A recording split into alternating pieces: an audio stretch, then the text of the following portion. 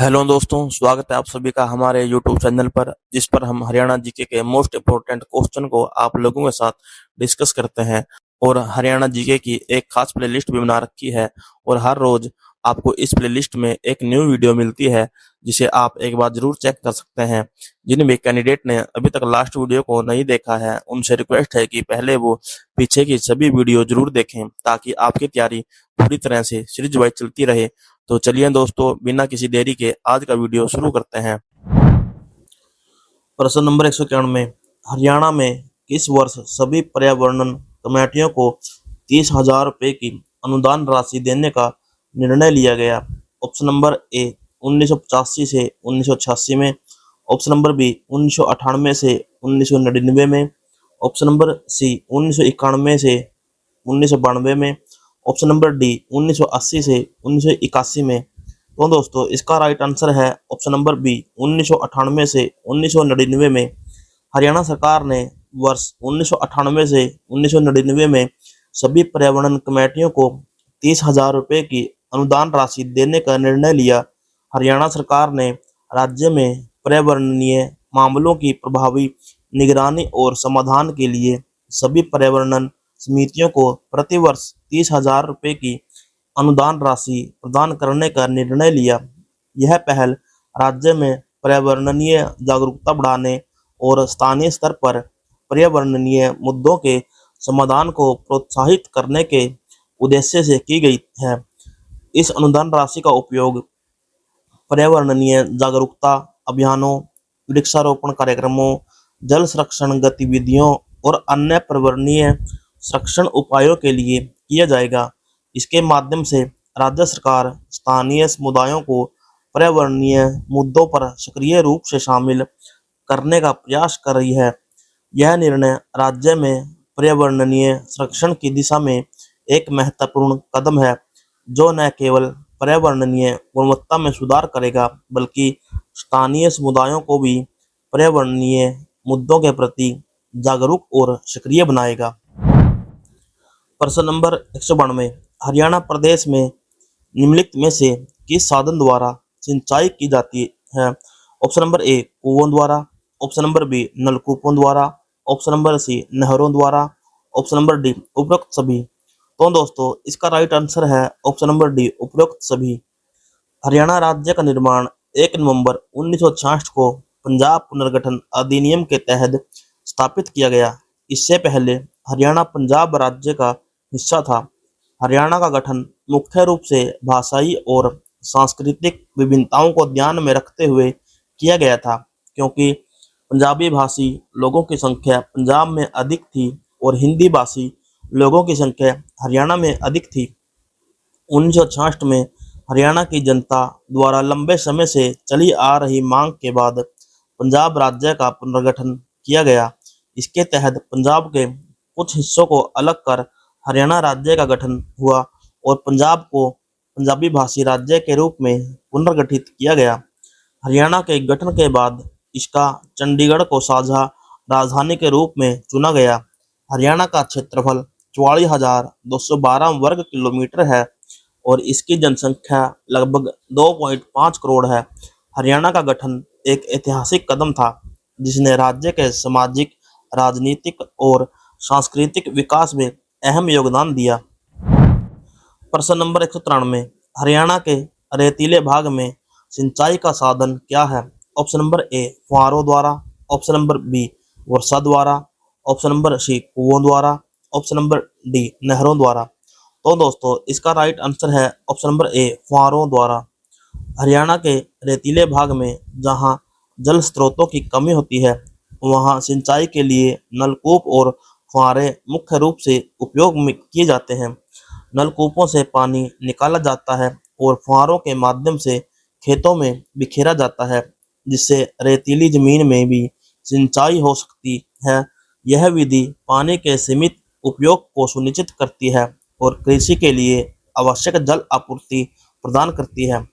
ऐसे क्षेत्रों में वर्षा पर निर्भरता कम होती है, इसलिए नलकूपों का उपयोग अधिक किया जाता है।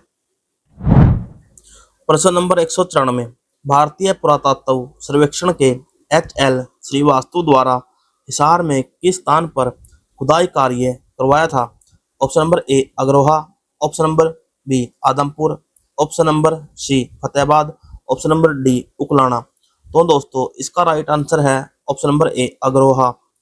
अग्रोहा भारत के हरियाणा राज्य के हिसार जिले में स्थित एक ऐतिहासिक नगर है।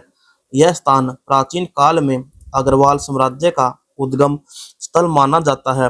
अग्रोहा का ऐतिहासिक और सांस्कृतिक महत्व अत्यधिक है, विशेष रूप से व्यापार और समाज व्यवस्था के दृष्टिकोण से। ऐसा माना जाता है कि अग्रोहा की स्थापना महाराजा अग्रसेन ने की थी, जो अग्रवाल समुदाय के आदि पुरुष माने जाते हैं। महाराजा अग्रसेन के नेतृत्व में अग्रोहा एक समृद्ध और व्यवस्थित गणराज्य था, जहां व्यापार, कृषि और समाज में समानता को विशेष महत्व दिया जाता है। यहाँ की सामाजिक व्यवस्था एक नया व्यवसाय शुरू करने वाले को प्रत्येक व्यापारी से 1 रुपया और 1 ईंट देने की परंपरा पर आधारित थी, जो सहयोग और समृद्धि का प्रतीक थी। वर्तमान में अग्रोहा में स्थित अग्रोहा धाम एक प्रसिद्ध तीर्थ स्थल है, जो महाराजा अग्रसेन को समर्पित है। यहाँ हर वर्ष अग्रसेन जयंती पर हजारों श्रद्धालु दर्शन के लिए आते हैं।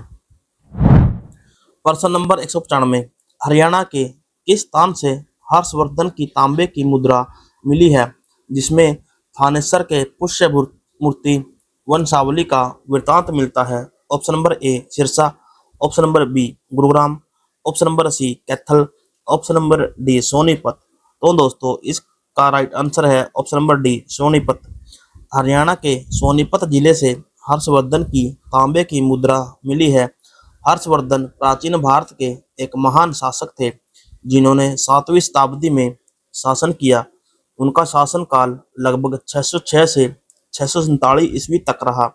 वे पुष्यभूति वंश के शासक थे और उनकी राजधानी कन्नौज, जो कि वर्तमान में उत्तर प्रदेश में है, वह हर्षवर्धन के शासन का क्षेत्र उत्तर भारत के अधिकांश भाग में फैला हुआ था, जिसमें कि पंजाब, उत्तर प्रदेश, बिहार, बंगाल और उड़ीसा के कुछ हिस्से शामिल थे।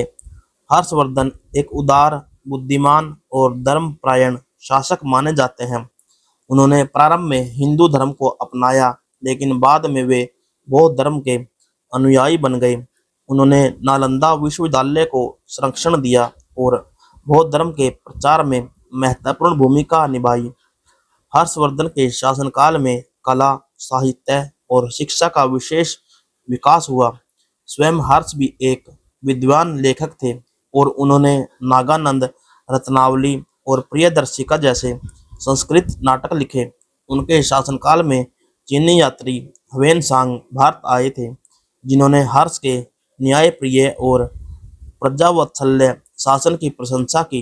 प्रश्न नंबर 196, जगाधरी के किस शासक की सोने की मुद्रा प्राप्त हुई है? Option number A Kumaragupta, option number B Pushyamitra Shunga, option number C Samudragupta, option number D Kanishka. तो दोस्तों इसका राइट आंसर है option number C Samudragupta. Jagadhri में समुद्रगुप्त के सोने की मुद्रा प्राप्त हुई है।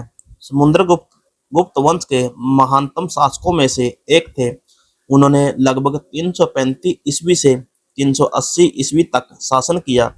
उन्हें भारतीय इतिहास में भारत का नेपोलियन भी कहा जाता है। यह उपाधि प्रसिद्ध इतिहासकार V.A. स्मिथ ने दी थी। समुद्रगुप्त के शासनकाल को गुप्त साम्राज्य का स्वर्ण युग कहा जाता है, जिसमें राजनीति, सांस्कृतिक, साहित्य और कला का व्यापक विकास हुआ।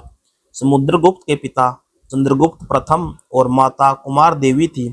सिंहासन पर बैठने के बाद समुद्रगुप्त ने अनेक विजयों का नेतृत्व किया। उनके दक्षिण भारत और उत्तर भारत के अनेक राज्यों पर सफल सैन्य अभियान हुए, जिनका उल्लेख प्रयाग प्रशस्ति, जो कि इलाहाबाद स्तंभ लेख में मिलता है। यह प्रशस्ति उनके दरबारी कवि हरिसेन द्वारा लिखी गई थी। समुद्रगुप्त ने न केवल एक महान योद्धा थे, बल्कि वे एक कुशल शासक, धर्म प्रेमी और सांस्कृतिक संरक्षक भी थे। वे हिंदू धर्म के अनुयायी थे, लेकिन उन्होंने अन्य धर्मों को भी संरक्षण दिया। वे स्वयं एक वीणा वादक और कवि भी थे। दोस्तों, इस चैनल पर हरियाणा की गवर्नमेंट और प्राइवेट जॉब से जुड़ी हुई हर छोटी बड़ी न्यूज को आप लोगों के साथ शेयर करते हैं और आप लोगों के लिए ही हमने हरियाणा जीके की प्लेलिस्ट बनाई है, जिसमें आपको हरियाणा के इतिहास, संस्कृति, भूगोल, प्रसिद्ध व्यक्ति, प्रमुख घटनाएं और हरियाणा से जुड़ी विभिन्न महत्वपूर्ण जानकारी मिलेगी।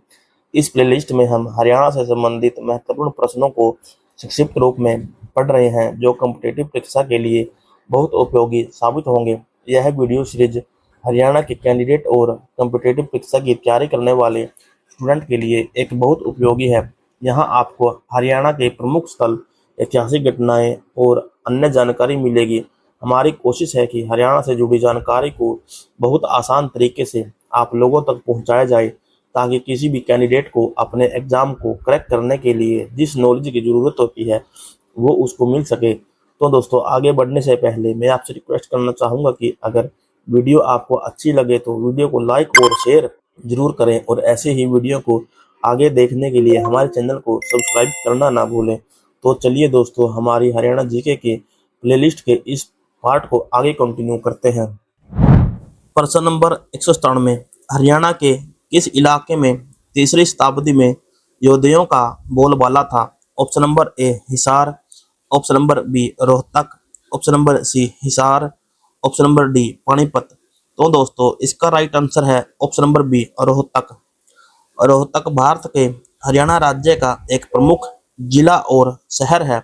यह दिल्ली से लगभग 70 किलोमीटर उत्तर पश्चिम में स्थित है और हरियाणा की प्रमुख शैक्षणिक, प्रशासनिक और व्यापारिक नगरी मानी जाती है। रोहतक का ऐतिहासिक महत्व भी उल्लेखनीय है, क्योंकि इसे महाभारत काल से जुड़ा हुआ माना जाता है। ऐसा कहा जाता है कि इसका नाम रोहितास के नाम पर पड़ा, जो राजा हरिश्चंद्र के पुत्र थे। प्राचीन काल में रोहतक इंद्रप्रस्थ राज्य का हिस्सा था और बाद में यह मौर्य, कुषाण, गुप्त और मुगल शासन के अधीन रहा। रोहतक ने ब्रिटिश शासन के खिलाफ भी स्वतंत्रता संग्राम में योगदान दिया। वर्तमान में रोहतक हरियाणा का एक प्रसिद्ध शिक्षा और चिकित्सा केंद्र बन चुका है।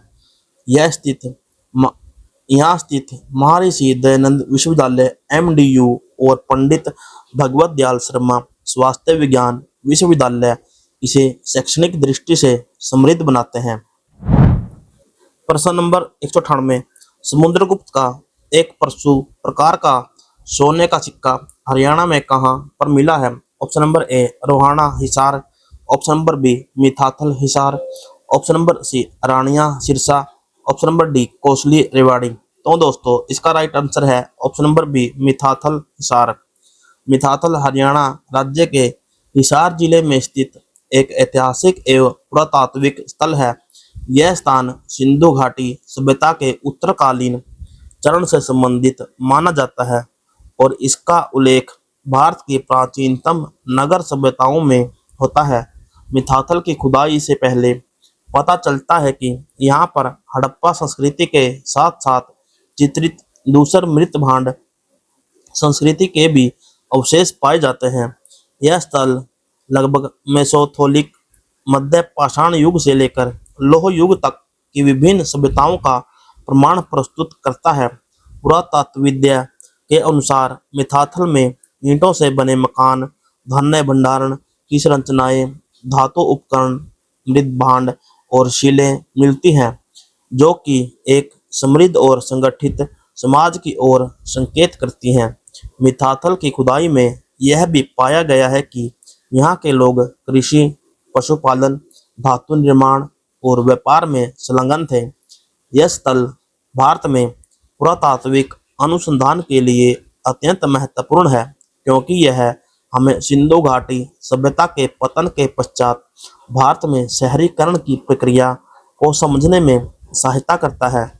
इस प्रकार मिथाथल हिसार एक प्रमुख पुरातात्विक स्थल है, जो भारत की प्राचीन सभ्यता और संस्कृति विकास को दर्शाता है।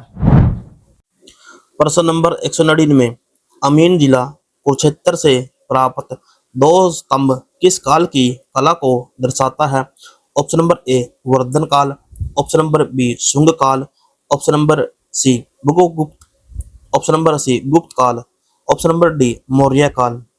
तो दोस्तों इसका राइट आंसर है ऑप्शन नंबर डी मौर्य काल। मौर्य काल प्रा, मौर्य काल प्राचीन भारत का एक अत्यंत महत्वपूर्ण और शक्तिशाली कालखंड था, जिसकी शुरुआत चंद्रगुप्त मौर्य ने लगभग 321 ईसा पूर्व में की थी। यह साम्राज्य भारत का प्रथम व्यापक और संगठित साम्राज्य माना जाता है, जिसकी राजधानी पाटलिपुत्र जो कि वर्तमान पटना थी। मौर्य वंश के संस्थापक चंद्रगुप्त मौर्य ने मगध क्षेत्र से शासन शुरू कर धीरे धीरे पूरे उत्तर भारत को अपने अधीन कर लिया। उन्होंने मगध के नंद वंश को पराजित कर सत्ता प्राप्त की और महान विचारक चाणक्य, कौटिल्य उनके प्रमुख मंत्री और मार्गदर्शक थे। चंद्रगुप्त के बाद उनके पुत्र बिंदुसार और फिर पौत्र अशोक महान ने इस साम्राज्य को और विस्तार दिया। अशोक का शासनकाल मौर्य काल का स्वर्ण युग माना जाता है। उन्होंने कलिंग युद्ध के बाद बौद्ध धर्म को अपनाया और धम्म नीति के प्रचार प्रसार में लगे रहे। अशोक ने भारत सहित श्रीलंका, मध्य एशिया और दक्षिण पूर्व एशिया में भी बौद्ध धर्म का प्रचार किया। मौर्य काल में प्रशासनिक व्यवस्था, कर व्यवस्था, सेना और सड़क नेटवर्क अत्यंत विकसित था। यह काल भारत की राजनीतिक एकता, धार्मिक सहिष्णुता और सांस्कृतिक विकास के लिए जाना जाता है। प्रश्न नंबर 200, हरियाणा में हड़प्पा संस्कृति का एक विराट टीला जींद के समीप किस स्थान पर है? Option number A Uchana, option number B Rakhigarhi, option number C Narwana, option number D Safidon. तो दोस्तों इसका राइट आंसर है option number B Rakhigarhi. Harappa संस्कृति भारत की प्राचीनतम नगर सभ्यता मानी जाती है, जिसे सिंधु घाटी सभ्यता के नाम से भी जाना जाता है। इसका विकास लगभग 2500 ईसा पूर्व से 1750 ईसा पूर्व के बीच हुआ और यह आधुनिक पाकिस्तान और पश्चिम उत्तर भारत के क्षेत्र में फैली हुई थी। हड़प्पा इसका पहला खोजा गया स्थल था, जिसे 1921 में दयाराम साहनी ने खोजा था। इस संस्कृति के प्रमुख नगरों में हड़प्पा, मोहनजोदड़ो, कालीबंगा, लोथल, धोलावीरा, राखीगढ़ी आदि शामिल हैं। यह संस्कृति एक नियोजित नगर व्यवस्था, दृढ़ नालियों, ईंटों से बने मकानों और कुशल जल निकासी प्रणाली के लिए प्रसिद्ध है। यहाँ लिपि, मृदभांड, मूर्तियाँ, माप तोल के उपकरण, शीलें और व्यापारिक वस्तुएं पाई गई हैं, जो उनके विकसित जीवन स्तर और व्यापारिक संपर्कों को दर्शाती है। हड़प्पा संस्कृति में लोग कृषि, पशुपालन, शिल्पकला और व्यापार में लगे रहते थे। उनकी लिपि अभी तक पूरी तरह पढ़ी नहीं जा सकी है, जिससे उनके सामाजिक जीवन का पूर्ण ज्ञान सीमित है। इस प्रकार हड़प्पा संस्कृति भारत की एक उन्नत, संगठित और नगर आधारित सभ्यता थी, जो विश्व की प्राचीनतम सभ्यताओं में से एक मानी जाती है। तो दोस्तों आज की वीडियो को हम यहीं पर समाप्त करते हैं, और वीडियो अगर आपको अच्छी लगी तो इसे लाइक और शेयर जरूर करें, और ऐसी ही वीडियो आगे देखने के लिए हमारे चैनल को सब्सक्राइब जरूर करें।